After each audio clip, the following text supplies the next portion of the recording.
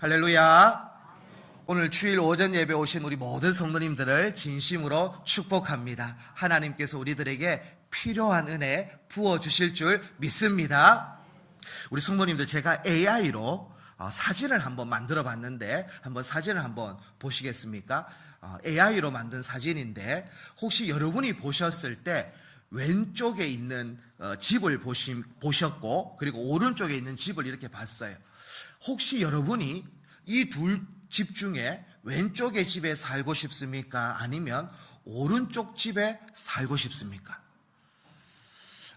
저하고 설교할 때는요, 절대 입 밖으로 대답을 안 하셔도 됩니다.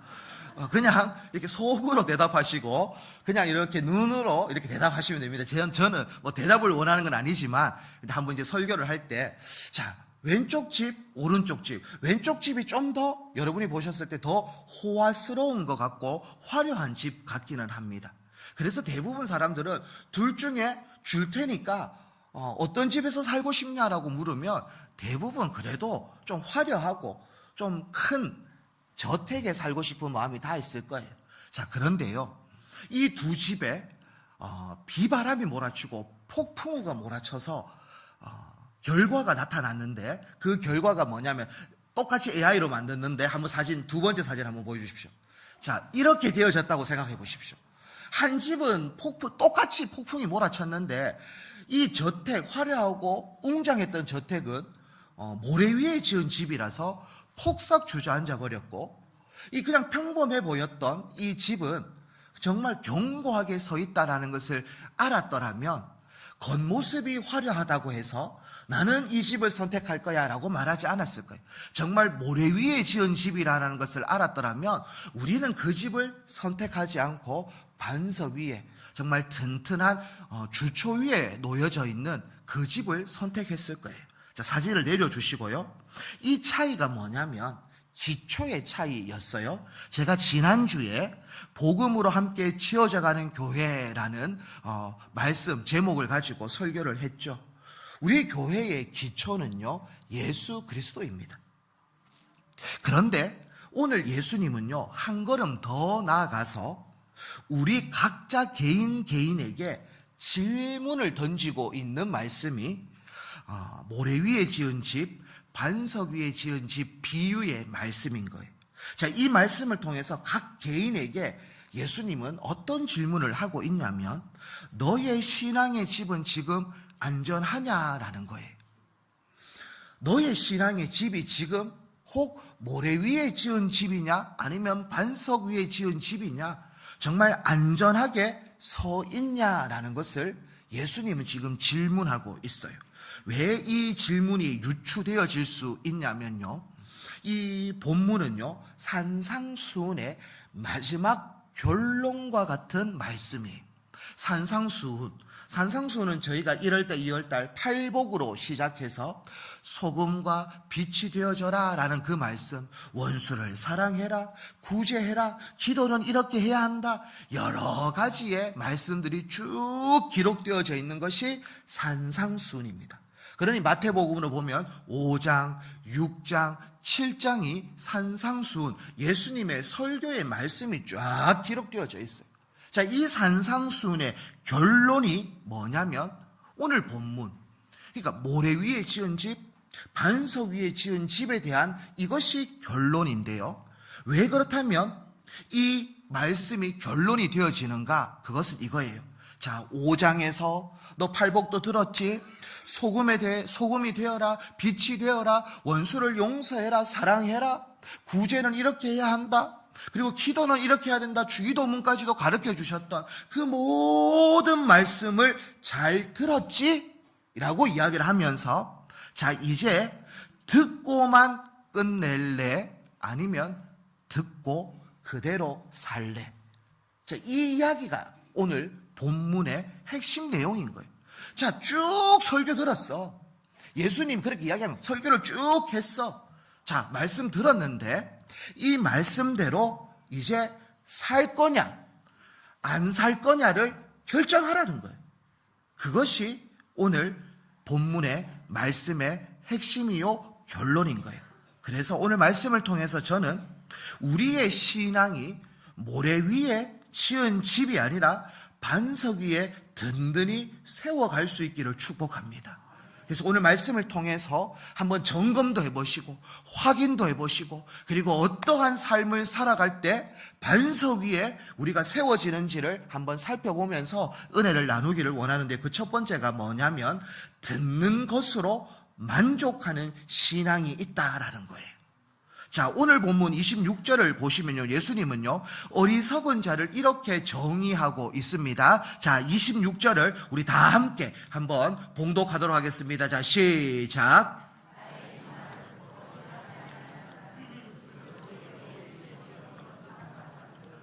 아멘. 자, 예수님은요 어리석은 사람이 누구인지를 설명하는데, 정의하는데 이렇게 정의하고 있습니다. 나의 말을 듣고 행하지 않는 사람은 어리석은 사람이다. 이렇게 이제 이야기를 하고 있어요. 성경에 그대로 적혀져 있죠. 자, 핵심은 뭐냐면 이 어리석은 사람이다라고 표현한 예수님은 이 사람이 설교를 안 듣는 사람이 아니었다라는 것을 이야기하고 있습니다. 나의 말을 듣고, 그러니까 안 듣고 안 행한 게 아니라 듣고도 안 행했다라는 것을 강조하고 있는 거죠. 안 듣는 사람이 아니라 들은 사람이에요. 매주 주님의 말씀을 듣습니다. 설교를 들어요.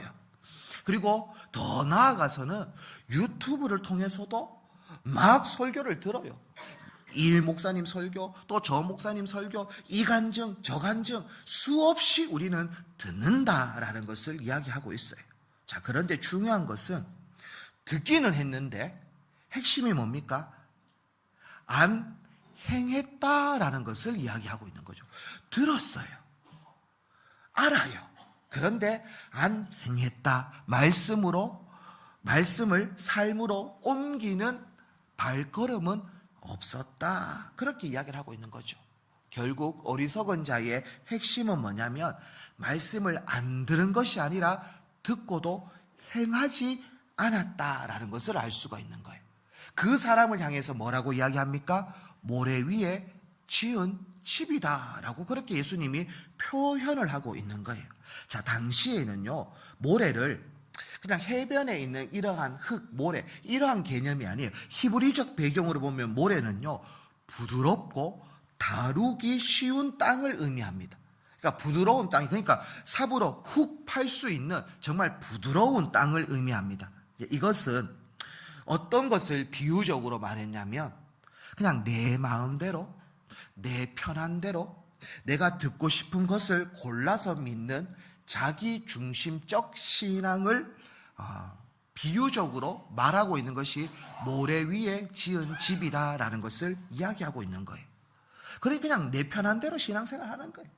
내 마음대로 신앙생활 하는 거예요. 주님이 말씀하든 말씀하지 않든 중요하지 않고 기준은 그냥 내 마음이에요. 내 마음. 그러니 자기 중심적 신앙인은요 늘 적당히를 외칩니다. 적당히 하면 된다. 뭐 하려고 그렇게 애쓰노? 라고 많이들 이야기하죠. 그러니 어떤 사람들은 말씀대로 살려고 몸부림칩니다. 세상 가운데에서도 타협하지 않으려고. 하나님이 기뻐하시는 삶은 이거니 정말 하나님을 기쁘시게 하기 위해서 그렇게 말씀대로 살기 위해서 눈물도 흘리고 땀을 흘려요. 그런데 그러한 모습을 보면서 이 자기중심적 신앙인들, 모래 위에 지은 집의 신앙인들은요 뭐 그렇게 유별나게 믿노? 라고 말합니다. 적당하게 믿으면 되지 말라 그렇게까지 하노? 라고 이야기를 하죠. 오늘날 그리스도인들의 가장 큰 위기가 무엇인지 아십니까?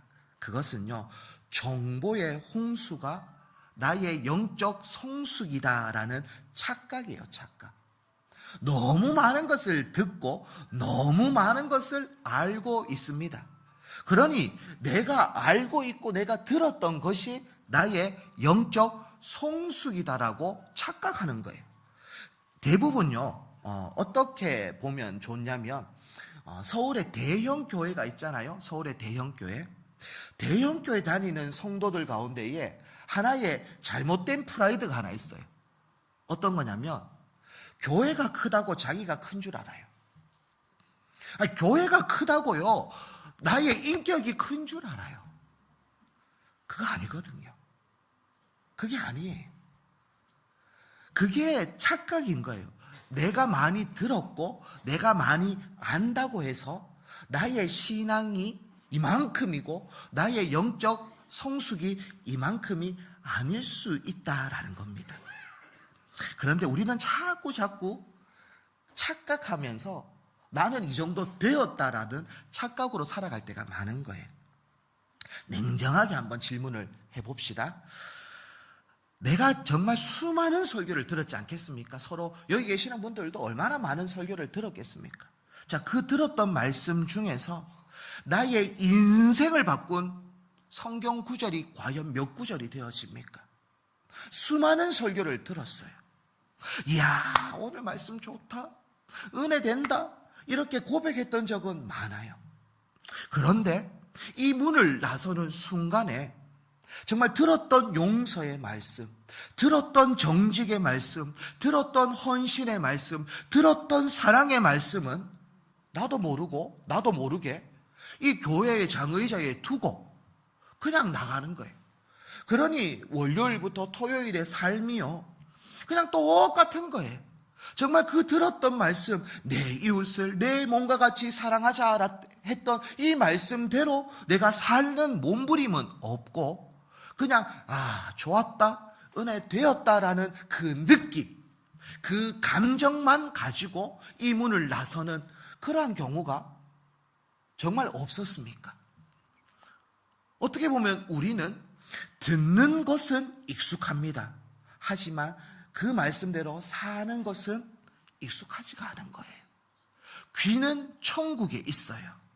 그런데 발은 여전히 세상 욕심에 잠겨 있기도 합니다. 머리는 박사급 신앙인데 손은 이웃을 위해 움직이지 않고 있는 우리의 모습을 보는 경우가 많죠. 목사가 이런 오류에 제일 잘 빠집니다. 설교하는 사람이 이런 오류에 제일 잘 빠져요. 설교는 해요. 설교는 천사의 말을 해요. 근데 삶은 개판이에요.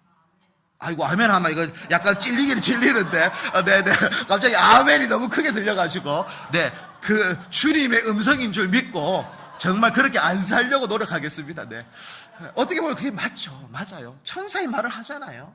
주님의 말씀을 하고 있잖아요. 그런데 나의 삶 가운데는 그러한 모습이 안 나타난다면, 목사라고 해서 어떻게 모래 위에 지은 집이 아니다라고 말할 수 있겠습니까?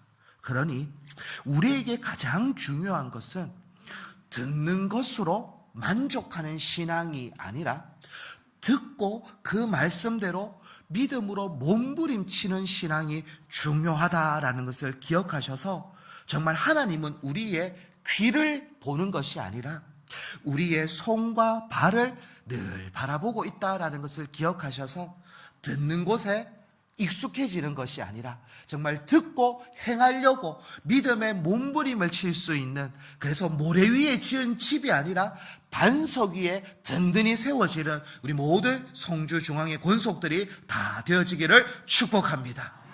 두 번째로 우리가 한번 살펴볼 것은요, 순종으로 기초를 세우는 신앙입니다.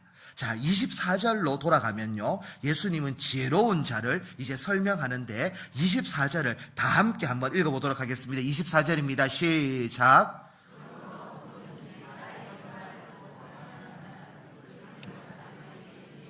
지혜로운 사람 같으니니. 아멘. 자, 어리석은 자와 지혜로운 자를 비교하고 계시죠, 예수님은.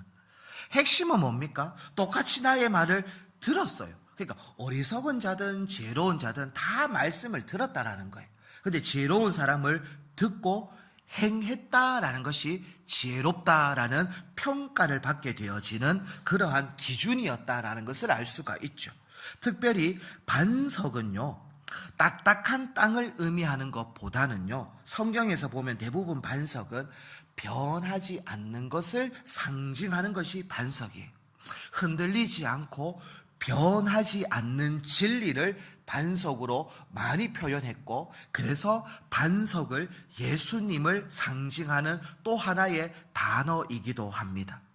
특별히 예수님께서 반석 위에 세웠다라고 하는 것을 구체적으로 무엇을 의미하고 있냐면요, 이것은 건축 용어를 조금 이해하면 아하, 반석 위에 세워졌다라는 것을 이해하기가 조금 좋은데, 어떤 용어가 있냐면 앵커링이라는 용어가 있어요. 앵커, 그러니까 닻이라는 의미가 있는데, 이게 닻을 내린다, 배가 닻을 내린다라는 것은 고정하는 거지 않겠습니까?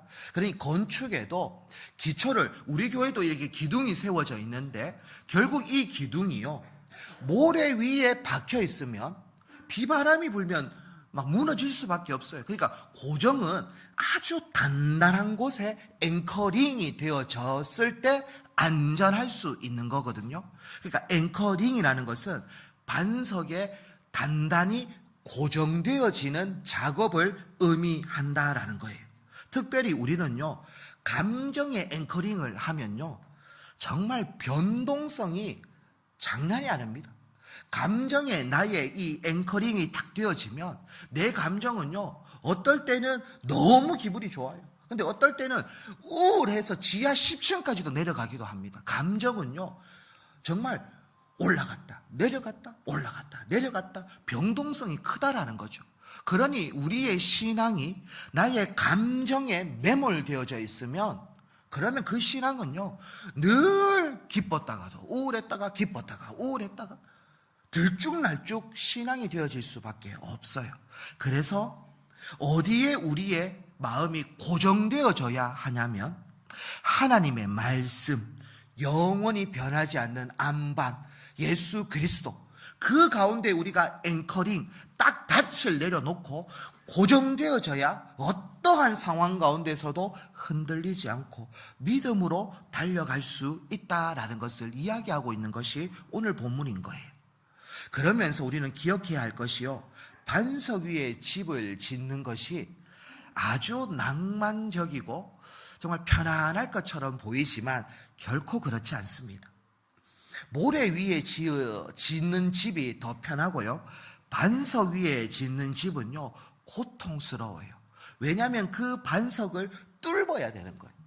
그 반석에 뚫어서 기초를, 말뚝을 박아야 하기 때문에, 그러니 너무 힘들고 고통스럽습니다. 내 고집이라는 바위를 깨지 않고는 말씀에 앵커링이 안 되어지는 거예요. 내 자존심이라는 돌덩이가 부셔지지 않고는 그 말씀이라는 반석에 고정되어질 수가 없다라는 것이죠.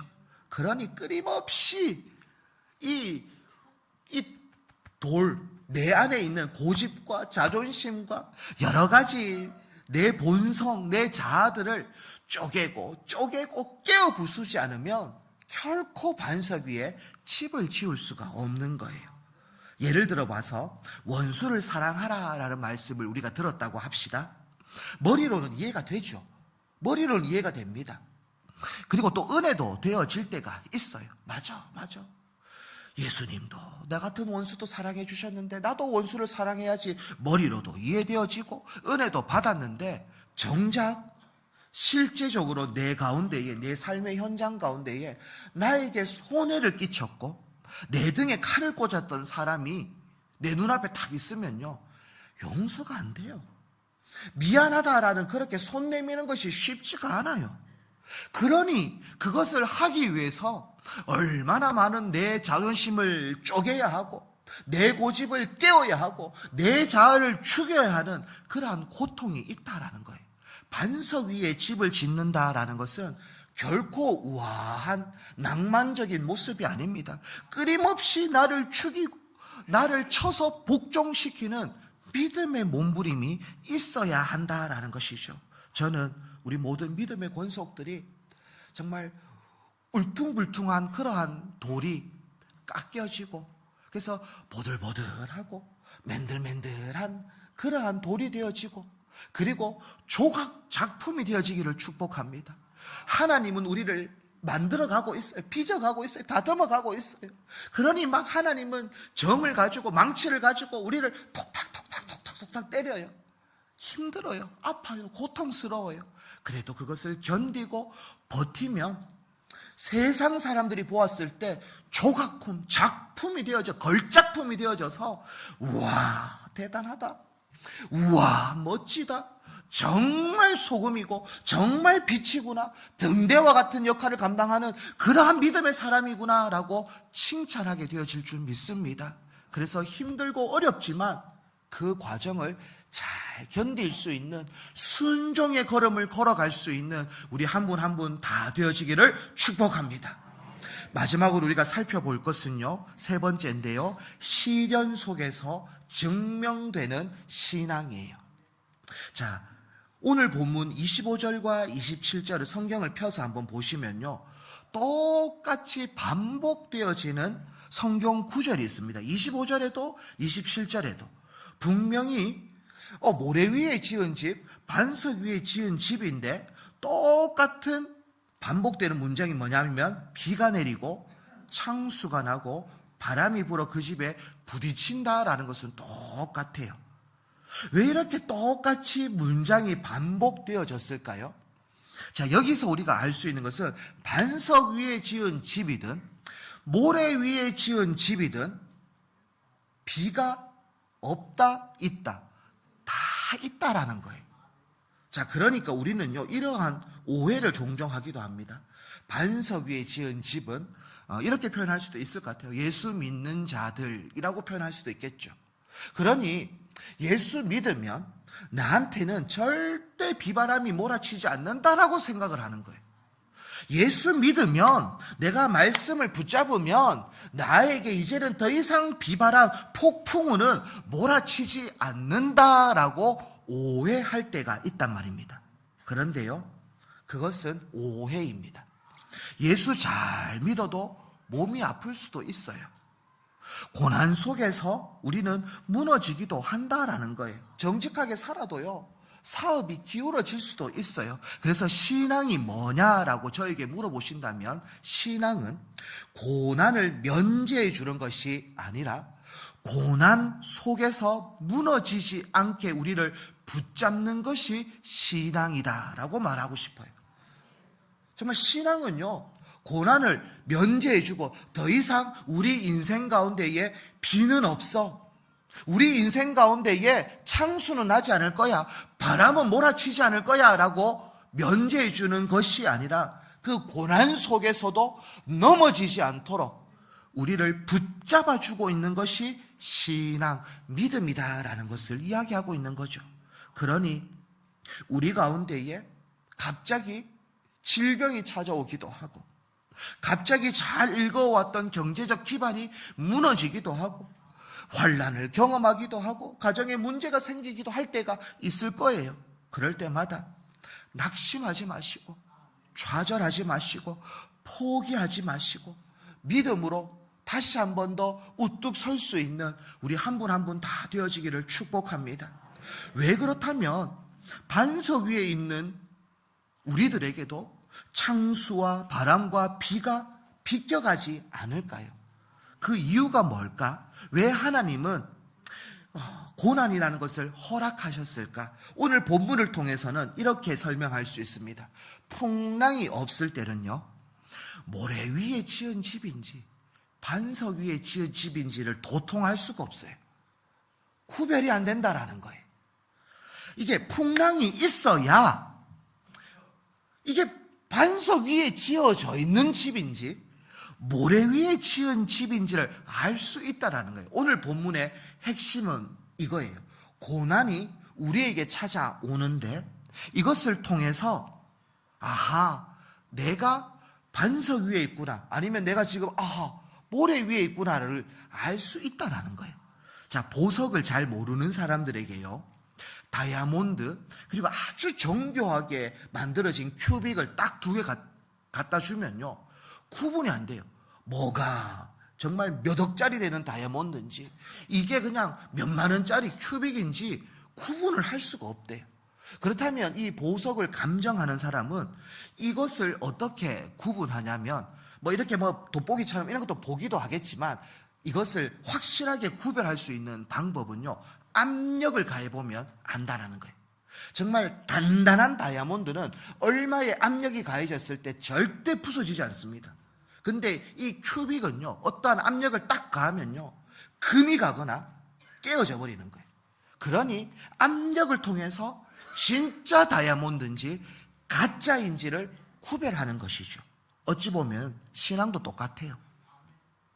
우리 가운데에 비바람이 몰아치지 않을 때는요, 다 거룩해요. 다 멋져요. 그런데 어느 순간 비바람이 몰아칠 때 이제 나타나는 거예요. 증명되어지는 거예요. 모래 위에 지은 집과 반석 위에 지은 집이 다 드러나게 되어진다라는 거예요. 이것이 고난, 이것이 하나님이 우리에게 고난을 허락하신 이유이기도 합니다.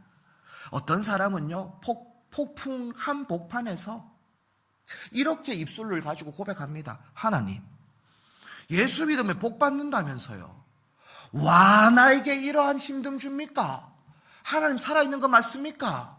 라고 하면서 하나님을 향해서 원망, 불평하면서 나 이런 하나님 안 믿는다 하고 치아뿌락 하면서 그냥 떠나갑니다.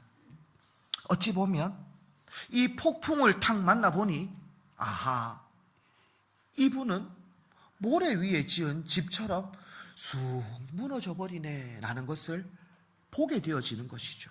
어떤 분들은요, 똑같은 폭풍우가 몰려옵니다. 그런데 그분들도 마음은 힘들죠. 마음이 기쁜 사람은 없어요. 고난이 찾아왔는데 즐겁다, 그 사람은 병원에 꼭 가야 됩니다.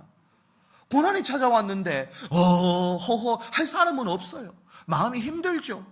똑같이 괴로움이 찾아옵니다. 눈물이 흘러져요. 그럼에도 이해는 되어지지 않죠. 왜 하나님 나에게 이러한 고난을 주셨습니까? 이해도 안 되고 마음은 힘들지만 그럼에도 불구하고 하나님은 살아있다라는 이것만큼은 내가 믿겠습니다. 하나님, 비록 지금은 이해가 되어지지 않지만 하나님, 이 시간이 다 지나고 나서 깨닫게 되어지고 이해되어질 줄 믿습니다 라고 하면서 그 폭풍 가운데에서도 흔들리지 않고 어떻게 보면 굳건하게 서 있는 신앙인들이 있다라는 것이죠. 결국 폭풍을 통해서 진짜 신앙인과 가짜 신앙인이 증명되어지고 드러났다라는 것을 알 수가 있어요. 특별히요, 하나님은 이 폭풍의 시간들을 끊임없이 허락하세요. 안 허락하시는 사람이 없어요. 성경 가운데도 수많은 사람들이 이 폭풍의 시간을 견뎠는데 특별히 한 사람, 다윗이라는 사람도 이 폭풍의 시간을 견뎠어요. 어떠한 폭풍을 만났냐면요, 아들이 배신하는 거예요. 아들이 쿠데타를 일으키네요. 아들이 아버지 죽이겠다라고 군사를 일으켜요. 다윗 아들 압살롬이 반역을 일으켜요. 그러니 다윗 정말 그냥 신발도 신을 수 없을 만큼 그렇게 급하게 도망쳐 나갑니다. 얼마나 다윗의 마음이 무너졌겠습니까? 이해도 안 되죠. 어떻게 자신의 핏줄인 아들이 자기를 죽이겠다라고. 그러한 상황 가운데서 도망갈 때요, 한 사람이요 다윗을 비난합니다. 돌을 던지면서 비난해요.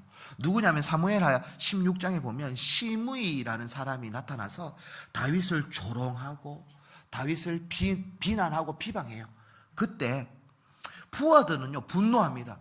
저 인간 명령만 해주십시오. 왕이시여, 내가 가서 바로 죽이겠습니다 라고 그렇게 하는데 다윗은 어떻게 하냐면 여호와께서 그에게 나를 저주하라고 시킨 것이니 그냥 내버려 두라는 거예요. 왜 그러냐면 이 폭풍 가운데에서도 하나님께서 나에게 말씀하시는 것이 분명히 있을 것이다 라는 그러한 믿음의 해석, 하나님의 관점으로 자신의 상황을 바라보는 다윗의 모습.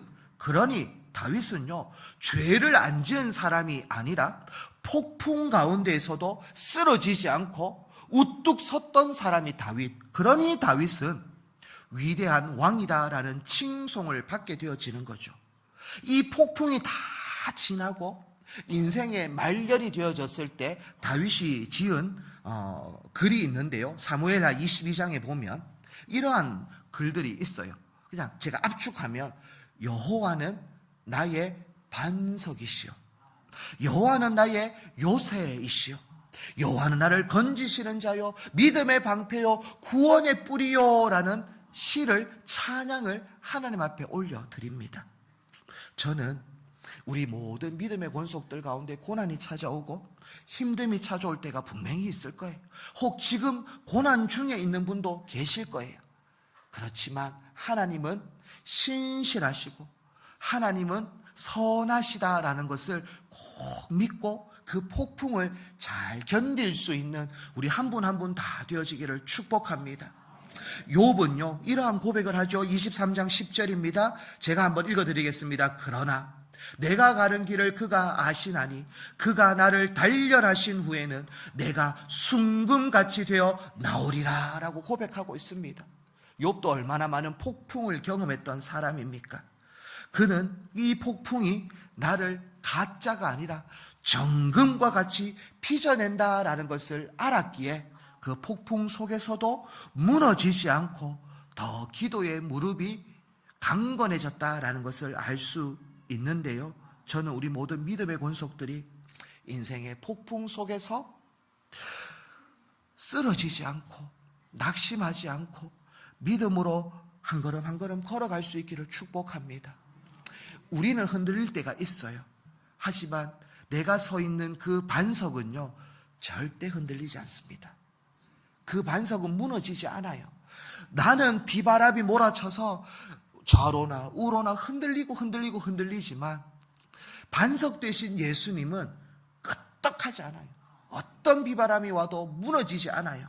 그러니 여러분, 나는 반석 위에 있다, 주님의 말씀을 붙잡고 있다, 예수님을 붙잡고 있다라면 절대 우리는 쓰러지지 않는다라는 것을 기억하셔서 그 고난과 그 풍랑이 나를 해치지 못한다라는 믿음을 가지고 인내하며 한 걸음 한 걸음 걸어갈 수 있는, 그래서 주님 보시기에 반석 위에 우뚝 서 있는 한 분 한 분 다 되어지기를 축복합니다.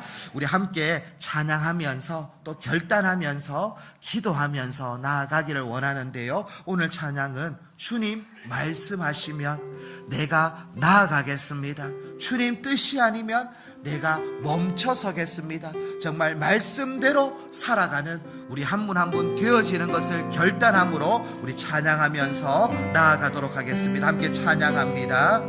주님 말씀하시면 내가 나아가리다. 주님 뜻이 아니면 내가 멈춰서리다. 나의 가고 서는 것 주님 뜻에 있으니 오 주님 나를 이끄소서. 한 번 더 고백합니다. 주님 말씀하시면 주님 말씀하시면 내가 나아가리다. 주님 뜻이 아니면 내가 멈춰서리나. 나의 가고 서는 것 주님 뜻에 있으니 오 주님 나를 이끄소서. 뜻하신 그곳에 나 있기 원합니다. 이끄시는 대로 순종하며 살리니 연약한 내 영혼 통하여 일하소서. 주님 나라와 그 뜻을 위하여 뜻하신 그곳에 나 있기 원합니다.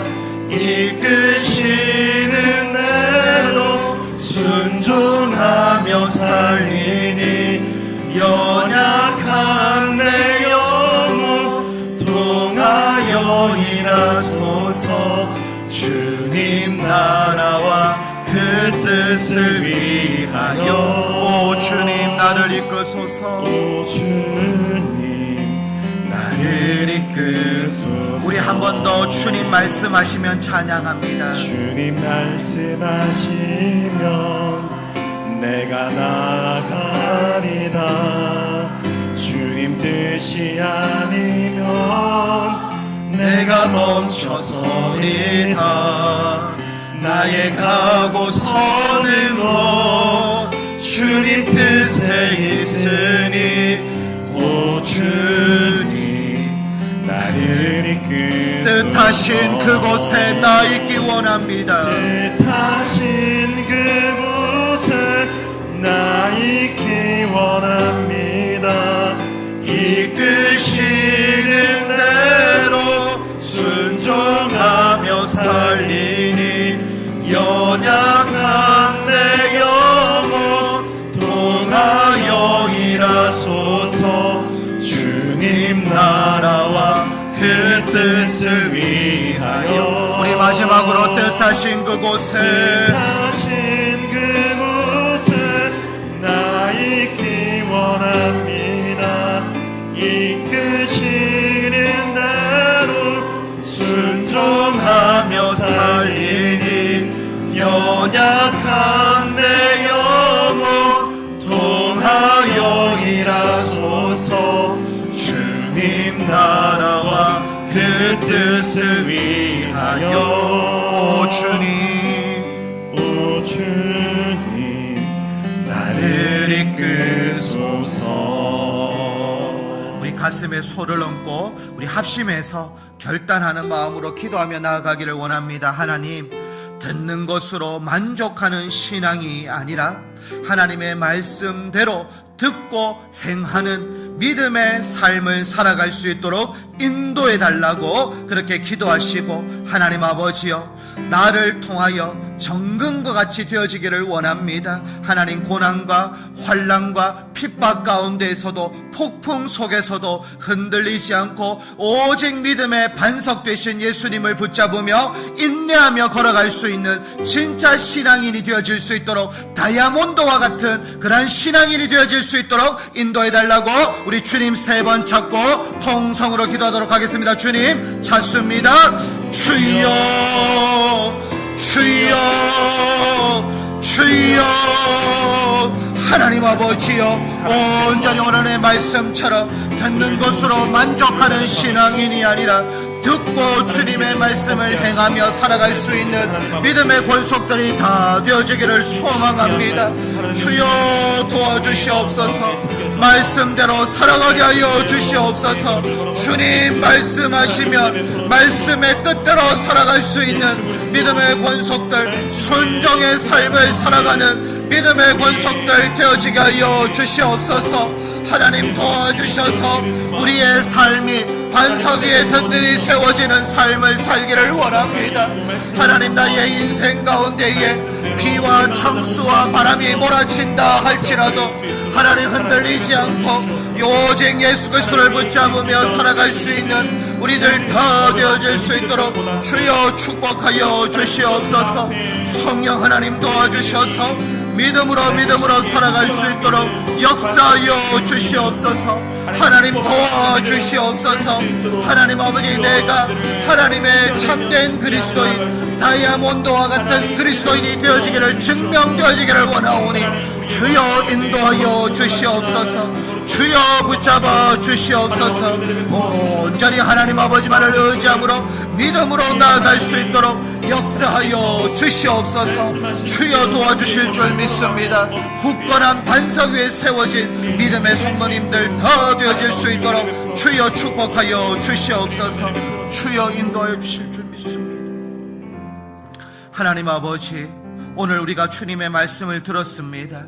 하나님, 듣기만 하고 행하지 않는 그러한 삶이 아니라 하나님의 말씀을 듣고 행하는 믿음의 권속들 다 되어질 수 있도록 역사하여 주시옵소서. 그래서 하나님, 이번 한 주 동안 나의 마음을 찌르는 주님의 한 구절이라도 붙잡게 하여 주셔서 그 구절에 순종의 삽을 펄 수 있는 우리 한 분 한 분 다 되어질 수 있도록 인도하여 주시옵소서. 특별히 하나님, 우리가 인생을 살아갈 때에 우리 인생 가운데에 모진 비바람과 같은 되면 그러한 상황들이 찾아올 때가 있습니다. 하나님, 그러한 상황 가운데에 넘어지는 인생이 아니라 굳건한 반석 위에 세워진 인생들 다 되어지게 하여 주셔서 어렵고 힘들지만 낙심하지 말고 포기하지 않고 끝까지 믿음으로 정금과 같은 신앙인들이 다 되어질 수 있도록 역사하여 주시옵소서. 그래서 우리 모든 한 분 한 분이 하나님께 영광 되어지는 삶을 살아가는 믿음의 모든 권속들 다 되어질 수 있도록 축복하여 주시옵소서. 감사하며 예수님 이름으로 기도합니다. 아멘.